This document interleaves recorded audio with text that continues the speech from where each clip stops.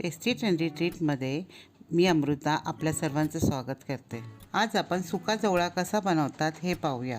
सुक्या माशाची चव तर काही औरच असते।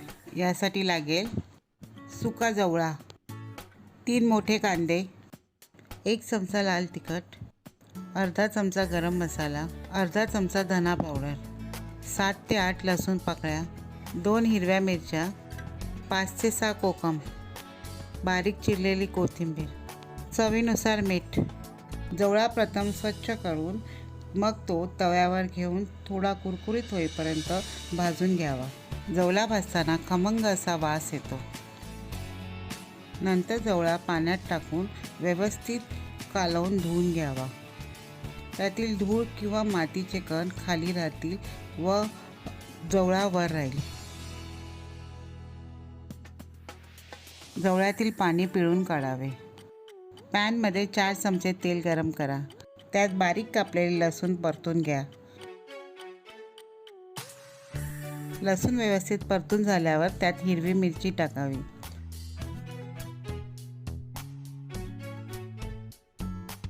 त्यात कांदा टाकून व्यवस्थित लालसर होईपर्यंत परतून घ्यावा।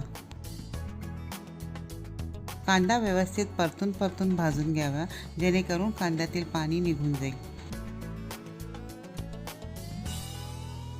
पाव चमचा हळद टाकावी।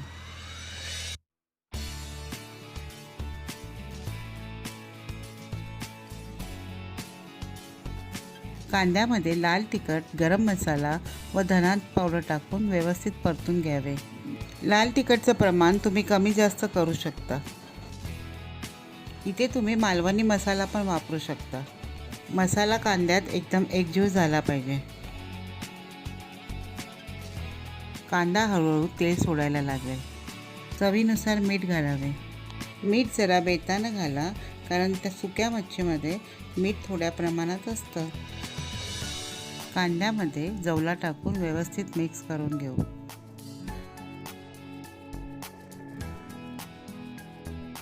जवळ्यामध्ये थोडा ओलसरपणा असल्यामुळे त्यातील ओलसरपणा जाईपर्यंत कांद्याबरोबर व्यवस्थित परतत राहू।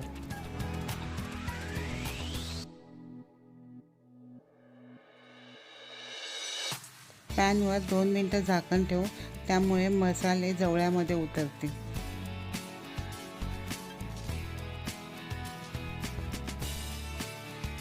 आता कोकमाचे बारीक तुकडे करून त्यावर घालू। कोकमामुळे थोडा आंबटपणा येऊन त्यातील हिवसपणा कमी होतो।